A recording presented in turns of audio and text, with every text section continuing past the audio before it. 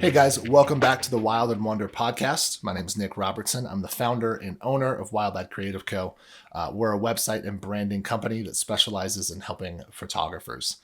So we're 4 weeks into it at this point. This is episode number 4. And today we're going to be talking about 3 things that you can do right now on your website that'll help conversions, help turn those prospective clients into actual clients. So let's get into it. All right, the first thing that we can tackle, super easy, super simple, is your fonts. Now, a lot of times when I come across a photographer's websites, there's a couple of different problems. The first one is usually you have way too many different kinds of fonts.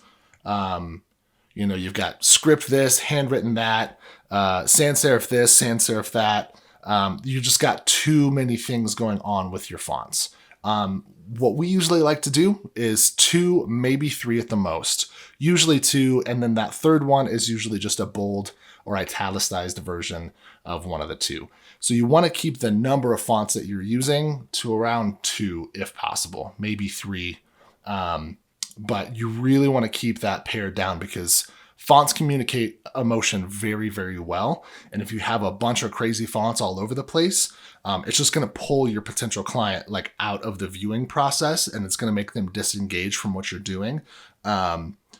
Because it's just too much for them to process, and it can be really, really hard to read. And then you're just going to lose them because they're going to bounce. They can't read it. They don't know what's going on. It just feels weird. And so they're probably going to click off and go to somebody else's website. So the first thing is pare your fonts down. And if you haven't had the opportunity to go through a brand strategy process, or if you haven't had somebody do your branding yet, there's a couple of things that you can do that will really help with this. The simplest one is most major platforms like Squarespace or Showit, even Google, has a list that you can find. You can go onto Google. I'll put some in the show notes where you can see what fonts are available, and they'll pair some fonts for you. So you can have an idea going in, like I want something that's playful, or I want something that's romantic or minimalist or clean, right? So you can go in and you can find some of these font pairings that kind of fit that aesthetic. And then you can take and use those fonts on your website. So the first one is fonts. Take care of your fonts. Don't use too many and get the right pairings. All right. The second one is colors. This is, again, it's another one of those things that's simple, but it's not easy. It's really easy to get out of hand with colors, and it still follows the same rule. We typically don't want to use more than 3. 2 to 3 is like a really, really good number. So if you have more than that, if you have different colors, boxes, texts, underlines, whatever, if you have more than 3 colors on your website, go fix that right now. Again, colors communicate emotion. And when you have too many colors, it's very distracting. Again, it'll pull your potential client out of the viewing experience and just make them bounce off. So a good thing that you can do, again, if you haven't been through the brand strategy process, or if you haven't had your branding done yet, you can go to color.adobe. I'll put this in the show notes, but you can go there and start playing with different color combinations. And one of my favorite things to do, especially if you haven't had your branding done, is to take one of your favorite photos, like one of your photos that you've edited. Like if I could edit all my photos exactly like this photo, that's exactly what I would do. It'd be perfect. All the colors, everything in this photo is just perfect. So take that photo. You can upload it to color.adobe, and you can actually, it will automatically grab all the colors in there for you and put them in a palette. But then you can also go adjust those colors as well. And you can have them, it's got a list of different kinds of monochromatic and primary colors and secondary colors. You can kind of change and switch up which colors it's picking. But then you can take, again, 2 to 3 of those colors from that color palette. I would take a dark, a medium, and a light, and then take those and use those as the colors on your website. Okay, the third thing that you can go change on your website right now is your copy. Your copy is so important. And I'm going to ruffle some feathers with this, but I just need you to hang in there and trust me. If you go to your website right now, and if you have like an about highlight section, so maybe you have like your main header section with like a big image or like a gallery, and then the section below that, you have like a picture of you with a header and some text.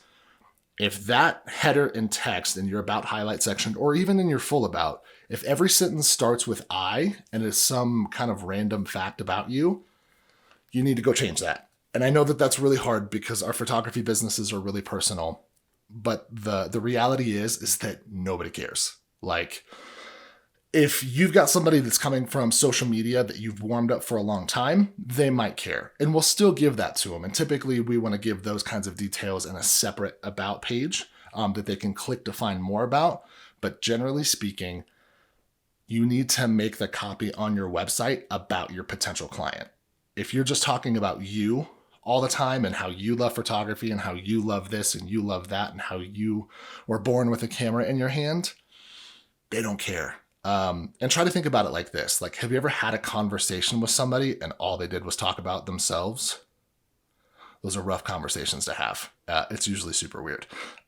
So you can still put stuff about you in there, but there's a very specific way to do that keeps your client front and center of the story and the process that you're going to take them through on the website. Because remember, they're there to find somebody that can do something for them.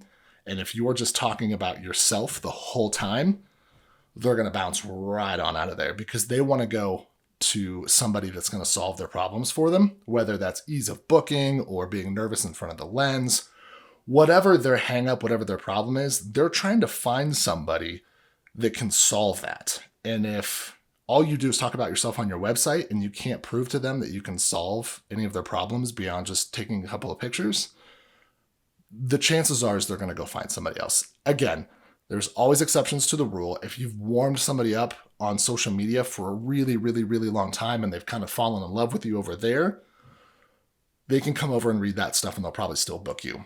But when it comes to colder traffic, word of mouth referrals, especially that they don't know you on social media and they're just coming straight to your website, and if all you do is talk about yourself, there's a good chance you'll lose that booking because we want to make it about them and their problems and how we're going to serve them, not about us. So, guys, that's the 3 things you can go change on your website right now that will help conversions and take those prospective clients into actual clients. I'll leave all of these things down in the show notes as well, some of these links, so you can go click on them and play with them and try to get some new colors, some new fonts, and some new copy on your website. Guys, that's it for this week. This one's a little bit shorter, but if you have any questions, please hit me up on Instagram, shoot me an email, whatever works best for you. And until next time, we'll see you guys later.